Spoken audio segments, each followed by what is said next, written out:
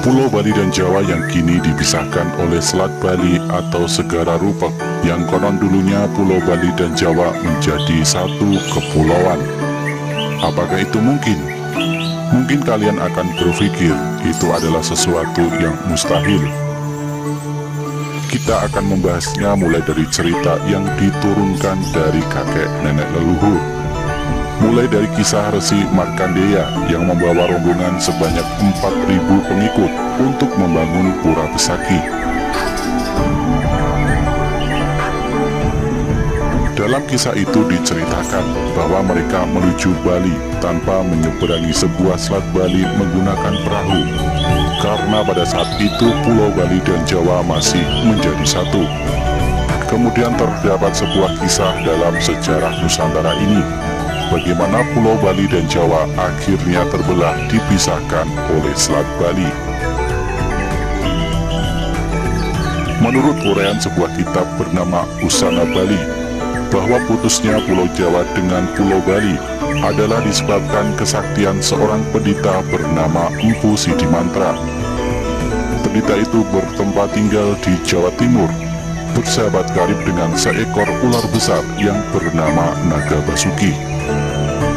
Naga Basuki berliang di desa Besaki yang terletak di kaki Gunung Agung, yang merupakan sebuah gua besar yang dianggap suci. Karena persahabatan itu, Empu Sidimantra setiap bulan purnama selalu datang ke Besaki bertemu Naga Basuki dengan membawa madu, susu, dan mentega untuk sahabatnya tersebut. Empu Sidimantra mempunyai anak bernama Ida Manik Angkeran. Anaknya tersebut sangatlah suka berjudi, meski sudah dilarang oleh ayahnya. Ida Manik Angkeran akhirnya pun sering mengalami kekalahan saat berjudi. Pada saat bulan purnama kembali tiba, Empu Sidimantra mengalami jatuh sakit, sehingga secara diam-diam Ida Manik Angkeran tanpa izin orang tuanya pergi ke Bali menemui Naga Basuki. Sampai di sana ia lalu duduk bersila sambil membunyikan bajra yang dibawanya itu, sehingga Naga Basuki keluar dari liangnya. Atas pertanyaan ular besar itu, Ida Manik Angkeran lalu menerangkan bahwa ayahnya masih sakit. Oleh karena itu ia menjadi wakilnya membawa madu, susu, dan mentega yang biasa dihidangkan oleh ayahnya setiap bulan. Naga Basuki dengan senang hati menerima pemberian dari Ida Manik Angkeran. Kemudian Naga Basuki bertanya kepada Ida Manik Angkeran, apakah yang diinginkan untuk bekal dalam perjalanan pulang. Ida Manik Angkeran tidak meminta apapun, hanya meminta silakan Naga Basuki kembali masuk ke dalam gua terlebih dahulu.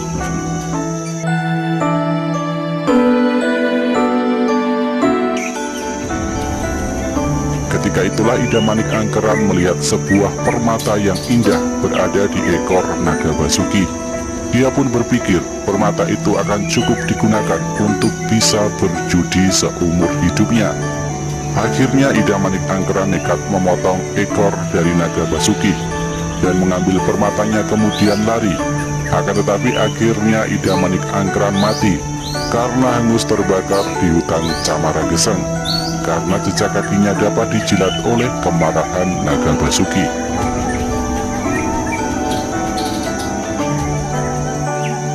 Empu Sidimantra yang khawatir anaknya berhari-hari tidak pulang tanpa ada kabar, akhirnya pun pergi mencarinya. Naga Basuki pun bercerita kepada Empu Sidimantra tentang apa yang sudah terjadi pada anaknya tersebut. Naga Basuki pun mengatakan bahwa anaknya bisa hidup kembali, akan tetapi harus mengabdi di Pura Besaki sebagai abdi pura pemangku dan tinggal selamanya di Bali. Empu Sidimantra pun menyetujuinya dan anaknya kembali hidup. Empu Sidimantra kembali ke Jawa untuk mencegah sewaktu-waktu Ida Manik Angkeran kabur kembali ke Jawa. Lalu digoreskanlah tongkatnya, sehingga daratan Pulau Bali dengan Pulau Jawa menjadi putus karenanya. Demikianlah ceritanya asal mulanya ada Selat Bali yang disebut Segara Rupek. Kisah tadi merupakan sebuah penjelasan terpisahnya Pulau Bali dan Jawa. Meski termasuk sebuah kisah takhayul ataupun dongeng, akan tetapi kenyataannya adalah keturunan Ida Manik Angkeran itu disebut Ngurah Sidemen. Ternyata sampai kini berkewajiban menjadi pemangku di Pura Besakih. Penulis bangsa Eropa bernama Raffles, Heckman, dan Ervan Eck sama-sama membenarkan bahwa Pulau Bali dan Jawa bekasnya menjadi satu daratan oleh bencana alam yang disebabkan meletusnya sebuah gunung berapi. Maka terjadilah gempa bumi besar, sehingga daratan kedua pulau itu menjadi putus. Mereka menerangkan bahwa peristiwa itu terjadi di awal abad ke-13. Akan tetapi sayang, keterangan mereka itu kurang jelas. Gunung mana yang diperkirakan meletus oleh mereka itu? Hasil penyelidikan menyatakan bahwa sepanjang pantai Selat Bali itu sekarang banyak terdapat mata air panas berbau belerang. Kemungkinanlah di sana dahulu terdapat sebuah gunung berapi yang sudah meletus. Di antara mata air panas itu disebutnya Banyuwedang, yang artinya air panas. Sementara itu terdapat sebuah kitab bernama Nagara Kretagama karangan Prapanca yang menerangkan bahwa putusnya Pulau Jawa dengan Pulau Madura terjadi dalam tahun Uaka 124. Bilangan tahun Uaka itu mempergunakan perhitungan Candra Sangkala, yaitu dengan perkataan yang berbunyi Samudra Nanggung Bumi. Keterangan kitab itu sesuai dengan pernyataan sebuah kitab bernama Wawatekan yang menerangkan bahwa segara rupak itu ialah segara nanggung bumi. Baik samudra maupun sagara sama artinya dengan lautan atau selat. Kedua perkataan itu sama dengan angka 4 menurut perhitungan tahun Candra Sengkala. Perkataan nanggung sama dengan angka 2, sedang perkataan bumi sama dengan angka 1. Oleh karena caranya menghitung angka-angka itu harus berbalik, maka terjadilah bilangan tahun Uaka 124 atau tahun Masehi 202. Meskipun kitab-kitab itu sudah menerangkan demikian, namun pernyataan itu tiada dapat dipakai pegangan yang kuat untuk menentukan putusnya Pulau Bali dengan Pulau Jawa yang terjadi semasa itu. Mustahil Prapanca tiada menyebutkan dalam kitab karangannya itu bahwa putusnya Pulau Bali dengan Pulau Jawa bersamaan waktunya, apabila memang benar demikian halnya. Dalam pada itu seorang penulis bernama C.W. Leadbeater menerangkan di dalam sebuah kitab karangannya bernama The Occult History of Java bahwa putusnya Pulau Jawa dengan Pulau Sumatera terjadi dalam tahun Masehi 915 yang menyebabkan putus kedua pulau tersebut. Dapatlah keterangan penulis itu dipakai sandaran untuk menyatakan bahwa putusnya Pulau Bali dengan Pulau Jawa terjadi pada waktu itu. Memang jikalau ditilik dari letak ketiga pulau itu, yakni Sumatera, Jawa, dan Bali, seakan-akan berangkai hanya dipisahkan oleh selat-selat yang sempit. Tidaklah mustahil kejadian di Selat Sunda dapat dipengaruhi keadaan di Selat Bali. Sementara kitab-kitab itu tiada memberi ketegasan waktu mana kiranya putusnya Pulau Jawa dengan Pulau Bali terjadi, maka pendapat umum lebih condong mempercayai teori ilmu bumi.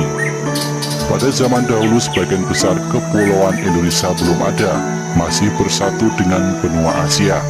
Maka pada suatu ketika, yaitu pada zaman es, konon katanya gunung-gunung es yang terdapat di kutub utara dan di kutub selatan menjadi cair, sehingga permukaan laut naik dan merendam daerah-daerah yang rendah. Oleh karena itu terjadilah lautan Tiongkok Selatan, Laut Jawa, dan Selat Malaka. Kemungkinan ketika itulah terjadinya Selat Bali, lantaran dataran di sana rendah, turut terendam air laut yang sedang pasang. Jika memang demikian halnya, sudah tentu putusnya Pulau Bali dengan Pulau Jawa terjadi beberapa ratus abad sebelum tahun Masehi. Demikianlah keterangan-keterangan yang diperoleh mengenai hal ihwal putusnya Pulau Bali dengan Pulau Jawa. Namun para ahli belum ada yang berani menerangkan kapan sebenarnya peristiwa itu terjadi. Baiklah, hal itu dipakai sebagai gambaran saja untuk meraba-raba bahwa kedua pulau itu pada suatu masa kiranya memang benar mula-mula menjadi satu daratan. Raffles menerangkan bahwa putusnya Pulau Bali dengan Pulau Jawa terjadi di dalam tahun 1204. Hegeman menerangkan terjadi dalam tahun 1293, sedang Van Eyck menerangkan terjadi dalam tahun 1298. Keterangan mereka itu menurut perhitungan tahun Masehi.